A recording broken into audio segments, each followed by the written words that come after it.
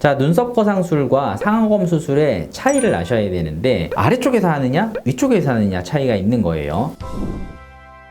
자, 안녕하세요. 성형외과 전문의 황용석 원장입니다.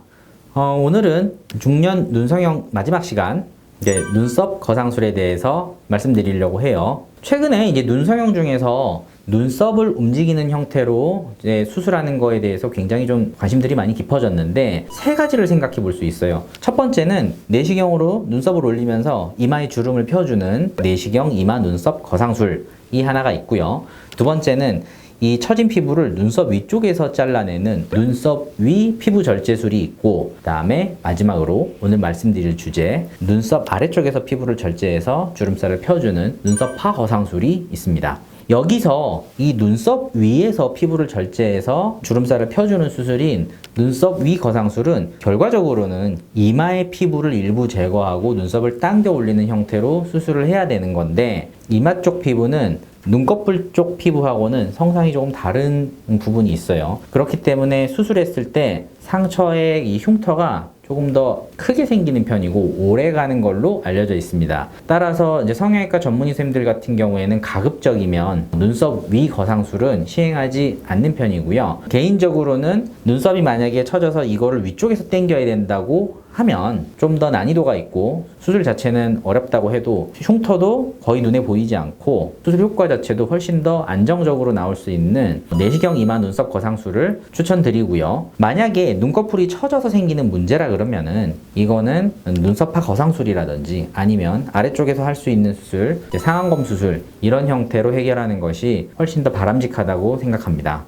자, 눈썹 거상술과 상안검 수술의 차이를 아셔야 되는데 둘 다 남아도는 이 윗눈꺼풀 상안검부의 주름살을 제거한다는 거는 똑같은데 아래쪽에서 하느냐 위쪽에서 하느냐 차이가 있는 거예요. 상안검 수술 같은 경우에는 아래쪽에서 수술을 하게 되는 거고, 이렇게 수술하게 되면 쌍꺼풀을 다시 손을 봐야 되기 때문에 결과적으로는 수술 직후에 생기는 부자연스러운 형태의 눈 있죠? 이게 회복되는 데까지 시간이 꽤 걸릴 수밖에 없어요. 근데 상대적으로 눈썹 쪽에서 이 처진 피부를 당겨 올리는 형태로 수술을 하게 되면 실제로 처진 피부를 제거해서 효과를 보는 위치는 상안검부, 그러니까 눈 쪽이 되지만 수술을 하는 위치는 눈썹 쪽이 되는 거잖아요. 효과를 내는 위치와 수술을 하는 위치가 떨어져 있기 때문에 수술 부위가 회복하기 이전에 이미 눈꺼풀 쪽에서는 처진 피부가 다 제거돼서 주름살이 없어진 효과를 미리 볼 수가 있다는 거죠. 이런 부분 때문에 수술 직후에 눈썹파 거상술 같은 경우에는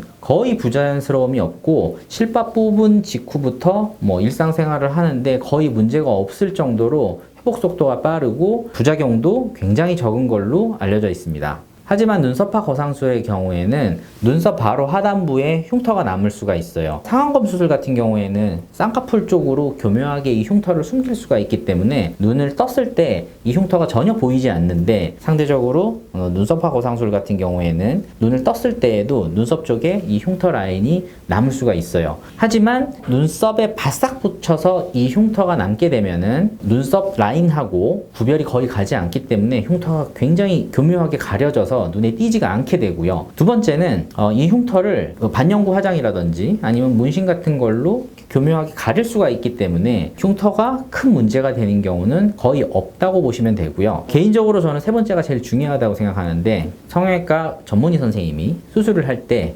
꼼꼼하고 세심하게 잘 봉합을 해서 흉터가 애시당초 눈에 잘 띄지 않도록 그렇게 수술하는 거, 그 정성이 저는 제일 중요하다고 생각합니다.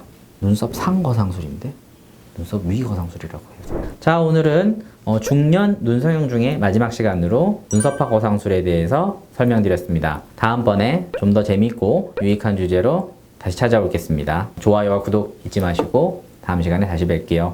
감사합니다.